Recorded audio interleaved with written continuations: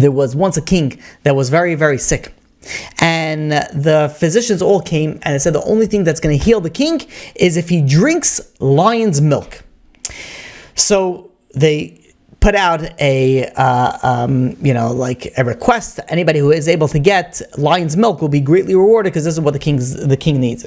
So there was one hunter that said, you know what, he's going to risk everything. He's going to risk his life. He's going to risk his limbs. He's going to risk everything just to be able to go get lion's milk. Obviously, getting lion's milk is no easy task. So this guy goes, risks everything, and gets lion's milk. As he's walking to the palace, the limbs inside of him is starting to say, oh, you know what? He says, look how powerful I am, because the legs are saying, oh, I'm so strong, and the arms saying, no, I'm so strong, I was able to hold a bow and an arrow, and the legs, I was able to take it, I'm the one that's going to be able to save the king. And meanwhile, the tongue goes and says, I am stronger than all of you, I'm more powerful than all of you. They were like, what are you talking about? They were like, you had nothing to do with this, you were silent the entire time, you had no say in this whatsoever. So the tongue says, okay, let's see. The king gets in front of the king, and the hunter gets in front of the king, and the hunter is about to say, oh, I have over here lion's milk for the king. But the tongue, that the hunter wanted to say, but the tongue switched it. And says, I have over here for the king dog's milk. And the king hears that. He says, you came all the way over here to tell me that? He says, with the chutzpah that you have, I don't need dog's milk, I need lion's milk. Throw him into the prison, and he's going to be executed.